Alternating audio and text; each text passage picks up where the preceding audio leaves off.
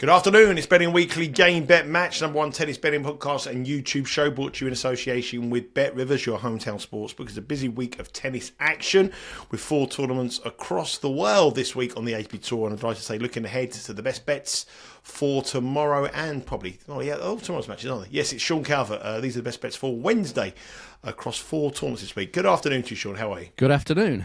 I'm all right, I think. A little bit flustered because I'm trying to keep up with 4 tournaments, which is not that easy to do when you've got only one pair of eyes. It's there's all sorts going on here today. This is a particularly busy day, Tuesday, isn't it? There's there must be about 30-odd matches on today across all 4 tournaments, so it's proving a little bit difficult to keep up. I can't remember the last time we had a 4-week tournament.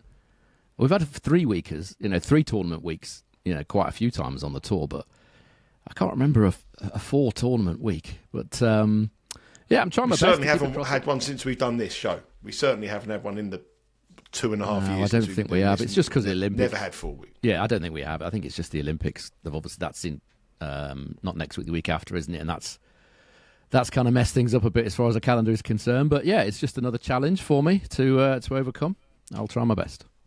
We found a few bets. We said we were going to go in for a bit of a betting strategy, more bets in the opening week of the tour, the opening day of the tournaments, and we did all right. I think we're 2-2 with one more to come at the moment. Our outright picks have gone through. One of our out picks we're going to talk about in a second, but it's a good strategy. You like these kind of tournaments, though. These underdogs week after majors, good kind of tournaments. Yeah, I mean, obviously the underdogs have got to come in. I don't think any have won so far in Gstaad. Certainly not the first 1, 2, 3, 4, 5. Certainly not the first 7. First 7 favourites have won in Gstaad, which is quite unusual.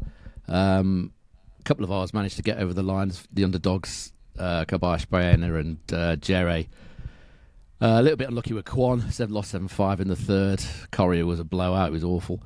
But yeah, I mean, the history tells it's not just 1 year or 2 years. It's many, many years of data whereby the underdogs do perform strongly this week. It's a little bit more tricky this week because of the 4 tournaments. Normally it's only 3, so it's normally a little bit easier. But yeah, I think you have to go with it when there is a more likely chance of underdogs winning. Like I've said many times in Grand Slams, I'm quite circumspect in Grand Slams because the underdogs don't win that often. Even less this year, like 17.7% in Wimbledon this year and 18% in the French. So that's what, and that happens year after year after year. Not normally that low, but it's normally low. So for me, it makes sense to have fewer bets when the likelihood of underdogs is less, and vice versa here. So yeah, that's the strategy. Might not work, but I think it's the way to go.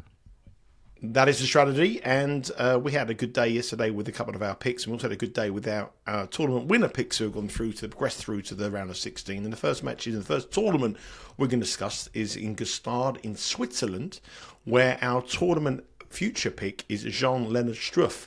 Now, he's a heavy favourite here against Leandro Riedi, who is a Swiss player. He's 22 years of age, big server. I've watched him play before. He's a big server.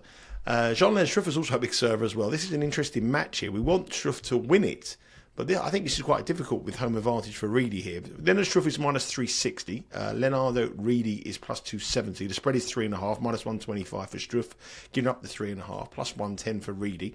The total here is 21.5. That is very low for over. Minus 150, under is it's plus 110. So you might want to look, if you're going to play the over, go up even higher, 22.5 or 23.5. Before we get your thoughts on that match over in Switzerland, playing at altitude as well, what's your reflection of watching one day's action here over in Switzerland? Is it pretty much what you expected? The weather conditions are what you expected, court speed is what you expected, or was there any sort of differences to what we predicted pre-tournament? Yeah, it's all to do with the weather. I think it did predict a massive thunderstorm, and I'm not sure that actually happened at all in Gstaad yesterday, or if it did, it was overnight. Didn't happen during the day. I've got it on TV here, actually. There's people putting sun cream on. So if it's warm, it's quick in Gstaad. It's as simple as that. It's all to do with the weather conditions. The sun is shining there on the centre court, Roy Emerson Arena. So, in these conditions, it's quick. I'm about to tell you about the tiebreaks that have already happened so far in Gstaad. Well, yeah, I mean, this much here lends itself to tiebreaks. It's here, I mean, the thing, when I saw the total 21.5, I thought I've got to play that over 21.5 because I thought this would be 23.5, but it's minus 150. But I am interested to play 22.5 or 23.5, and I reckon that you're going to give me a tie-break bet here because it looks as though this is going to be a tie-break. If you look at the head-to-head between the two of them, have they ever met before? Yeah, let's have a look. just one time. They've met once before. Reedi beat him. First set tie-break, 7-6, 5-7, 6-2 in the semi-finals in Canberra in the Challenger event. So in a best-of-3 set match there, the total games come in at 33. So I think 21.5, if you want to bet the minus 150, looks a good play. Yeah, I'm taking 2 bets here. Pretty much what you just said. I've written down here, it's got tie breaks written all over it. I watched Struff against Ramos yesterday, and it wasn't a comfortable watch, I have to say, for a 1.15 favourite, whatever he was. Struff won just 32% of return points against Ramos, and only broke Ramos one time in the 2 sets.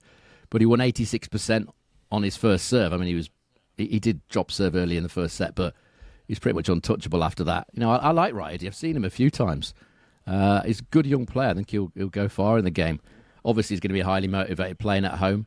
He won 80% of his service points against Gregoire Barrère in the first round, and he actually won 85% on his second ball as well. So a very confident performance from him. Conditions do suit him. They also suit Struff, obviously, because he's outright, and I think it does suit his game. You know, the bets you have here have got to be about totals in these conditions, or maybe the handicap on Riedi, bearing in mind Struff, as I've just said, he only won 32% of return points against Ramos. Sometimes he's not the best returner in the very quick conditions. If we just look what Struff's done in Madrid, which is also clay, altitude, 7 of Struff's last 9 matches in Madrid have gone over 22.5 games, and most of them way over. Most of them were 3 sets, and a few of them were sort of final set tie breaks.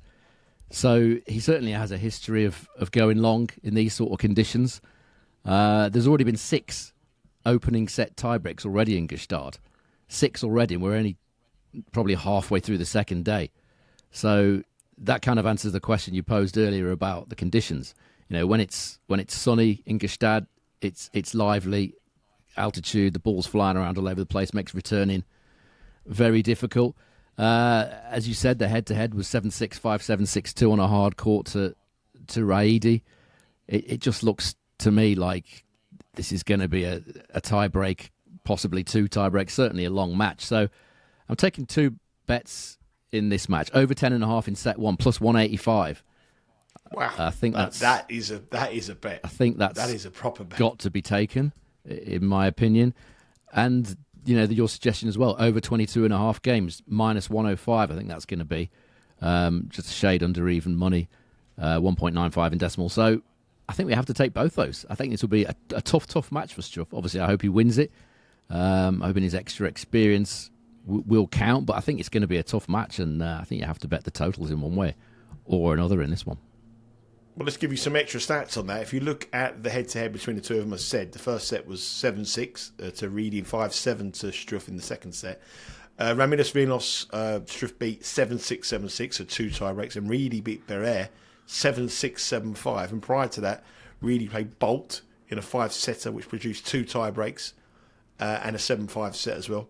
And then he played other matches as well that have produced many tie breaks. He's the tie break king, Riedi. If you watch him, a big serve. This lends itself to games. So that plus 185 for over 10.5 games in set number 1. Honestly, if it doesn't happen, do it again for set 2.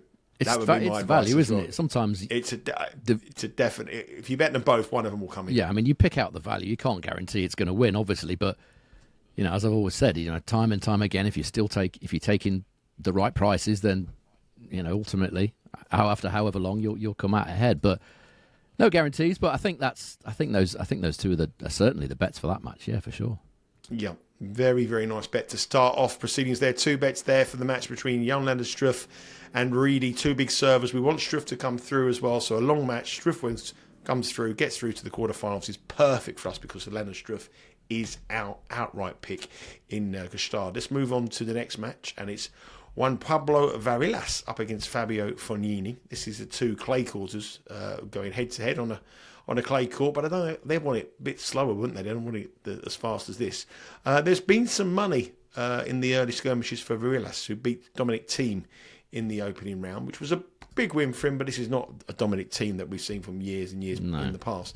Varillas is the underdog here at even money, but I do expect that even money not to last a few hours. I think he may potentially could go off favourite here. Fabio Fognini done well at Wimbledon. A lot of tennis at his age, -124. The spread here is 1.5, but again, it's a pretty irrelevant market because the line is so close on the money market. And the total here is 22.5. Remarkably, despite these two players being around for a few years now, they've never met.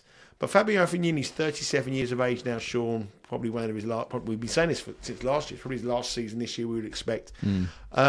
Done well at Wimbledon, played well at the Wimbledon on the grass court season as well. Is this a match too far for him, sorry, I'm asking you if the money for Varillas is the right move? Yeah, I think it is. On the statistics, it is anyway. I think there's a hint of value on Varillas here.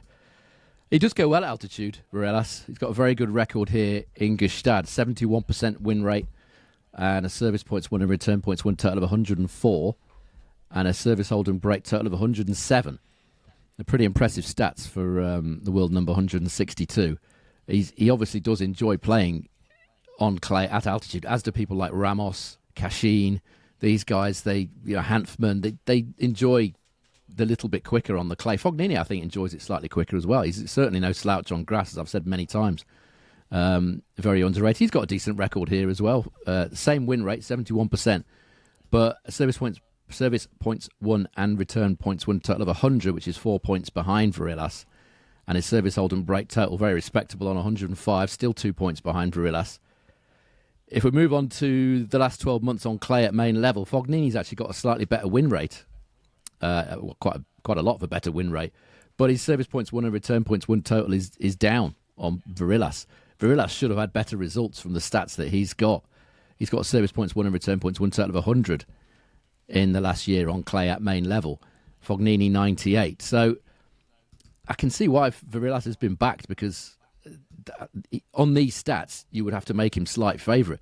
The other factor that I'm not certain about yet is next week, because I've said a few times on this show, the Italians get a lot of support in Umag, where we're both going to be next week. I would imagine if Fognini gets into Umag, at the minute he's third alternate. So he needs three guys to drop out, which they probably will do between now and sort of next Sunday, Monday. He's fifth alternate in Kitzbühel, so he's probably not going to get in there. He may well get a wild card in Umag. I wouldn't be at all surprised if he got a wild card, in which case it doesn't matter who drops out. I'd kind of like to know if he is playing in Umag next week, because if he is, I would absolutely 100% be all over Varillas here. I'm still going to back him, because I think the stats are there to make him at least joint favourite, if not slight favourite, actually, based on these odds. So you could certainly argue that the odds are the wrong way around. So if that's the case, you have to take the guy who's priced slightly incorrectly, which is Varillas. And that is certainly where the money is going. Varillas is being very, very heavily supported. And as I said before, Sean gave his argument for Varillas. I believe he will start favourite for this match. Currently, he is plus 100 to even money. And the odds will probably move. And the match will start at 4:30 tomorrow morning. So head across to the Bet Rivers website now, or the app, and make sure you get involved on those matches. And remember, if you place a bet on these matches, you'll be able to bet live and watch live with Bet Rivers. So make sure you get across early, because it's a very early start. Now we're moving across from Switzerland. We're going to Germany. We're going to Hamburg. We're going to where the defending champion, Alexander Zverev, is in action against Jesper de Jong from the Netherlands. Don't really know much about De Jong, if I'm perfectly honest with you. Although I know he's 24 years of age, but he hasn't really done much in the men's game. He's 114th world ranked, and he's up against the defending champion here. He's come through qualifying with 2 decent wins. He didn't make the qualification at Wimbledon, but he's done well in challenger events coming into this tournament. Alexander Zverev, as we've said before, doesn't look fit, but he's up against someone that the market just thinks he could probably beat him playing on one leg. He's minus 1,115 to win this match. De Jong is plus 650. The spread is 5.5 with Zverev plus 118. De Jong receiving 5.5 minus 155. So a very, very heavy favourite for the Dutchman. And the total here is 20.5 with over plus 102 and under minus 130. I know that you're pretty keen to fade Zverev in this tournament, but Jong, has he got the game to give Zverev a tough match in the tournament, in his home tournament, in a tournament he won so impressively last year? Yeah, I think he has. I think these prices are a little bit disrespectful, in all honesty. You got to wonder how fit Zverev is. I mean, he's been given a Wednesday start, which is kind of unusual in a 500 because there's no buys in 500s generally. So they all normally start on a Monday or Tuesday, but he's been given a late start by his home tournament. Not a major surprise there, probably, but he was sitting with Artur Fils yesterday for a couple of hours, and the photo that emerged from that session was one of Zverev wearing that almost identical, if not completely identical, knee support that Djokovic was wearing at Wimbledon. Maybe he's borrowed it off Novak, I don't know. It certainly looks to be the same thing. He's facing an informed qualifier here in De Jong, who won the Sassuolo Challenger last month. And he beat some good players. He beat Altmaier, beat Alexandra Muller, amongst others, to win that title. And a lot of people would probably have seen him at the French Open where he beat Jack Draper. I know he said Scott again then. This is you, this. It just says Draper here on my notes. And I just, something in my head was like, oh, it's Scott Draper. No, Jack Once you get Draper. it in your head, you can't get out of it. I know, I apologise. You've caused this. Anyway, he beat Jack Draper. I can't get Dancing in Your Dark out of my head from Bruce Springsteen after spending 13 days in Germany. Were they playing that way? Were they playing that a lot? That was the song it was the Phil Foden song.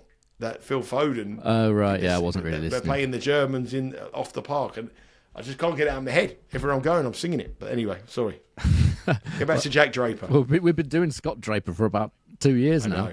So anyway, he beat Jack Draper 5 sets at the French Open. Most people, well, a lot of British people would probably have seen that match, and a lot of tennis fans of all sort of nationalities will have seen him play Alcaraz. He took Alcaraz to 4 sets at Roland Garros. He's a good player, Jesper Jong, heading in the right direction.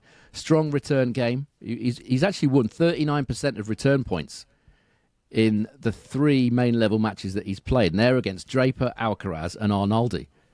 So to win 39% of return points, I know it's on clay, but against those 3 players, that's decent. His serve isn't a fabulous weapon, but he moves well, he returns well, he's got good variety off the ground, decent power in his forehand, enjoys the big stage. Anyone that saw that match against Alcaraz, he was bigging it up to the crowd, he was enjoying it, he wasn't fazed by it at all, and he gave Alcaraz a really decent test. This should be a really strong test of Zverev's movement. You know, he's had a lot of bad injuries, Zverev. That one at Roland Garros 2 or 3 years ago was awful, wasn't it? When he had to be wheelchaired off the court, and I remember watching him when he came back. He was understandably quite tentative. I should think he'll be a little tentative again here. He knows he's not fully fit. I can't imagine he'd be playing if it was any other tournament other than his home tournament. So it wouldn't be a surprise to see him a little bit tentative to start. If I was in the De Jong camp, I'd certainly be telling De Jong to kind of, move him from side to side, throw in a few drop shots, see if he can come forward. Because that's what he couldn't do against Taylor Fritz. Fritz didn't really have the wherewithal to play many drop shots. He doesn't really have that in his locker. But De Jong certainly does. And he should be able to test Zverev out. I mean, if you're betting in this, over 9.5 games in the first set looks pretty decent at 1.92, minus 109. All he's got to do is get to 10 games in the opening set. Or over 20.5 total games, 20.5 at plus 102, 2.02 with Bet Rivers. I think those are the two that should be interesting you if you're having a bet on that match. So no official play, just leans. Just want to sort of. I've got one I prefer in Newport, but I think that one's a lean. The other two are official plays, but I'll surmise them all later on. Okay, so lean there for the Jong to make it difficult for Alexander Zverev. Obviously, it's his home tournament. Obviously, got the huge amount of crowd. He's got a brilliant record there. When I say home tournament, he actually lives in Hamburg. He's born in Hamburg, so he's got a really, really big crowd behind him. So he was hard to beat last year, but De Jong could give him some problems. Now, we move across for the first time this week to the tournament in Newport. Now, before we go on to the tournament, Sean, we haven't really spoken about the tournament as a whole yet. The draw was a little bit late before we discussed it. Before we come to this match you've got a bet on. The draw's out now. You've watched the first round. What's the conditions like? And is there anybody on that draw that might be a little bit of value on the outright market for anybody after what you've watched in the first round? Yeah, let me just get the bit of paper to hand. I've got so much paperwork on my desk this week. It's the last time for Newport, I think, which is quite sad. I don't think it's on the tour from next year onwards. It's a tournament I would have liked to have gone to, actually, but it's the timing of it isn't great. Just after Wimbledon, I can't really do it. It's an old school grass tournament, slick, low bouncing, not particularly quick. It only averages 80% holds and 74% first serve points won. That's kind of roughly the same as Eastbourne. 41% of the matches have featured a tie break. There is actually a trend to the unders, which is perhaps a little bit surprising. Under 22.5 games, 55% of the time that's cashed in the last 5 editions. As far as set 1 overs is concerned, over 10.5 games in set 1, it comes out at 29% in the last 5 editions. So you'd be looking at odds of 3.45 really, plus 245 if you want to back over 10.5 games in set 1 in this tournament. 34% of the underdogs win here, so it's slightly above the tour average. As far as the trends are concerned, this is probably the last time I'm going to say this, but I do quite enjoy this. It's John Isner is the only number 1 seed to have broken the casino curse here since it started in 1976 as a casino over the road, or there was, I don't know whether there still is. And they called it, for whatever reason, the casino curse of number 1 seeds not winning. The only guy that's ever done it in those 30-odd years is John Isner. He did it 4 times.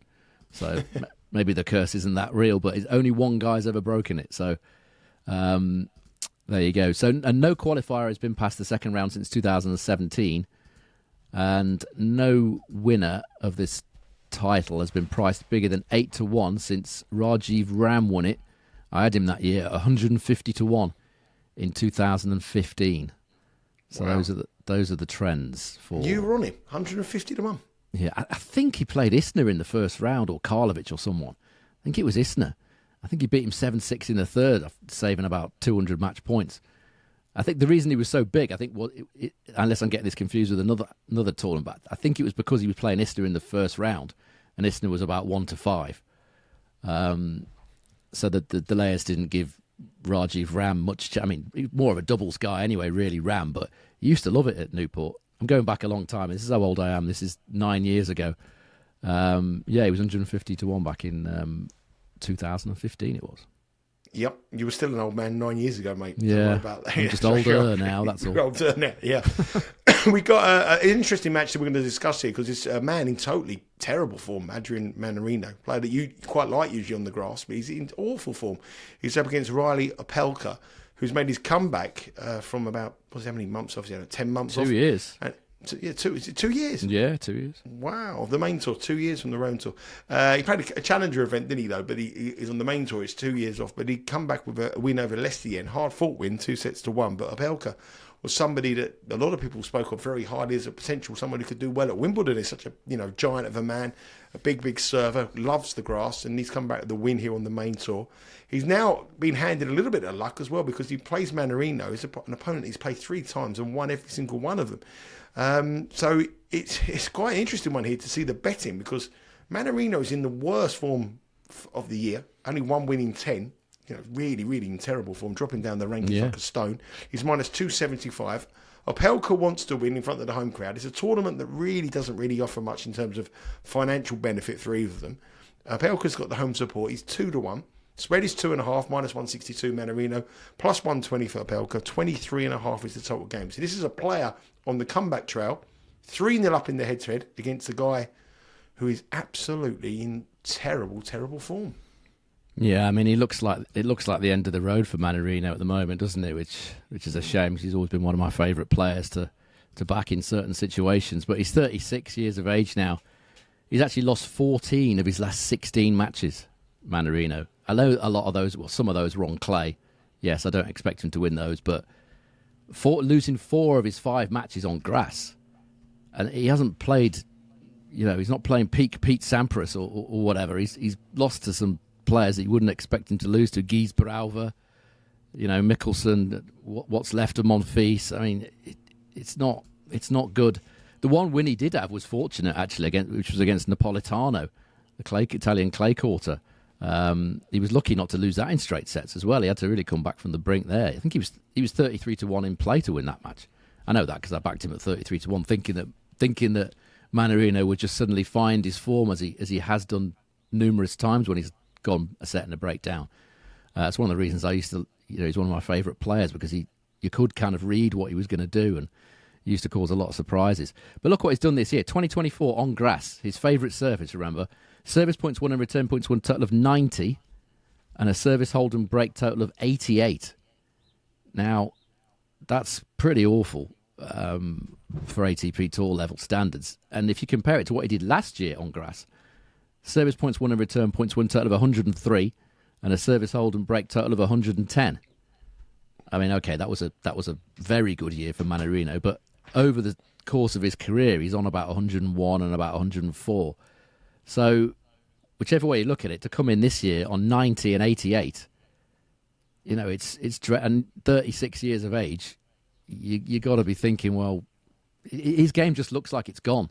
I don't know whether he's going through some sort of physical problem or something off court's going on, or whether he just can't do it anymore at his age, which does seem the most likely probability. But now he's facing a huge server in Opelka. I mean, Opelka's not really taken to grass in his career thus far, mainly because he's so tall. He's 2.1 metres, I think, isn't he, Opelka? Huge guy. Difficult for him to get down to the lower bouncing ball. Yeah, he's okay on serve, not a problem. That's zipping through fine, but when it's come back in extended rallies, the low bounce, it hasn't really suited him. But he was good. I watched him yesterday against Lestienne. He was decent. If we look at the head-to-head, it's a horrible one for Mannarino because he hates big servers. Mannarino, he calls it boring. He says he just bores him having to just walk from side to side watching aces fly past him. Absolutely hates it. Opelka's held serve 92% of the time. John Isner used to give him nightmares, Mannarino. Opelka's held serve 92% of the time against Mannarino, winning 87% of his first serve points won, and limiting Mannarino to winning 25% of return points, which is, it's not going to get him many breaks of serve, is it? If he's only winning 1 in every 4 return points, breaking serve is going to be tough for him.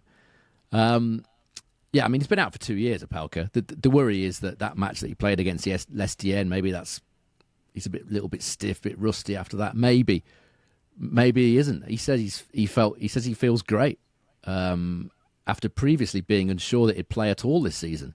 He was thinking of writing this season off as well. He said he had a couple of bad operations, a couple of terrible doctors. He said he'd had. You must have had a few terrible doctors over the years, Sean. The amount of times you've been hear ailments. You must have some. I've had a few terrible doctors. I've had a few terrible viruses. Yeah, still got that virus. I have. Still got it. Yeah, it's still going on. I don't like to talk about it though, Nigel. As you know, I like to keep my ailments to myself. What was I going to say? Yes, I wasn't sure whether he was going to play. Now he is. He says he feels great. He won 80. How much was it? Did he win against? It was something like 87%, 89% or something like that of his first serve points against Lestienne. If I can find it, I'll tell you. 89% he won on his first serve yesterday against Lestienne. It's a great head-to-head for Opelka. All right, they were all on hard courts, indoor hard and outdoor hard. But as I said, Mannarino hates facing big servers. He's in the worst form of his career. He's coming here as defending champion in woeful form. I can't imagine he's going to be in great spirits, Mannarino. So I think the handicap here on Opelka has to be the way to go. Plus 3.5 games, I think you'll probably get about 1.83 minus 120 on that. But I think that's got to be the way to go, all things considered. Yeah, so we're going for the higher handicap, lower price, plus 3.5 minus rather than the 2.5 at plus 120. But I think Opelka's got a good chance on the money line at 2-1. Yeah, you could take that as the braver bet. Yeah. Yeah, I mean, the form that Mannarino is in at the moment, Opelka with the crowd behind him, and he's on a mission to prove. You could argue that he's fresher because he hasn't played much. Oh, yeah. So yeah. rather than just saying no, he's come back and he's had a long game. I think he's ready to go. So I like that Opelka at 2-1 on the money line. It depends on how you want to get with it. There's lots of different markets on Bet Rivers, and that will be around about stateside time. So there will be stateside time. It'll be a reasonable time for you to watch those matches and head across to the Bet Rivers that have lots more markets on it as we speak. Minus 555 is the units we have on Game Bet Match so far this season. But I think this hasn't taken into account a couple of winners this week, so it should go up a little bit more than that. Lots of tennis to come, and as Sean has said, this is going to be a busy week of tennis action, 4 tournaments and lots more bets to come. We'll be back tomorrow giving you the best bets on probably the quarterfinals or the last 16 matches, depending on the tournaments we discuss. And there'll be 4 tournaments as well, all across the world. Remember to follow everything we do here on Betting Weekly Studios on YouTube. Make sure you subscribe to that. Huge amount of subscribers. We had our record weeks during Wimbledon, a record watch shows. Comments were fantastic during Wimbledon fortnight. So please keep that coming for these lesser tournaments, because sometimes, or most of the time, the best value is in these lesser tournaments. So don't just watch us for the French Open. Don't just watch us for Wimbledon. Watch us for these tournaments here, because this is where we're going to get more of the money than we do on the majors. Also, make sure you download Betting Weekly Game Bet Match on your preferred podcast provider or wherever you get your podcast from. And keep across all our content on social media at Because We Win on Twitter and Instagram. Obviously, the Euro 2024 final is over. The tournament was won. A big disappointment for England supporters, including myself. But we've got tennis content to come in there. As Sean said, myself and Sean are in Croatia next week. We might even do a live podcast from there. Yeah, why not? It'd be nice in a little cafe. It'll be hot. Have a glass of wine in the shade and talk about the tennis there.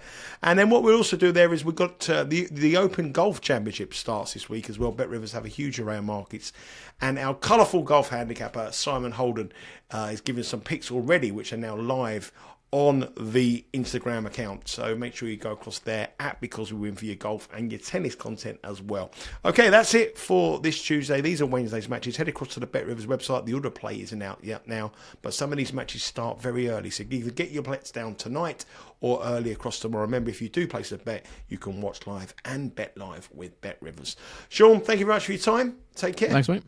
I'll speak to you tomorrow. All the best. Cheers.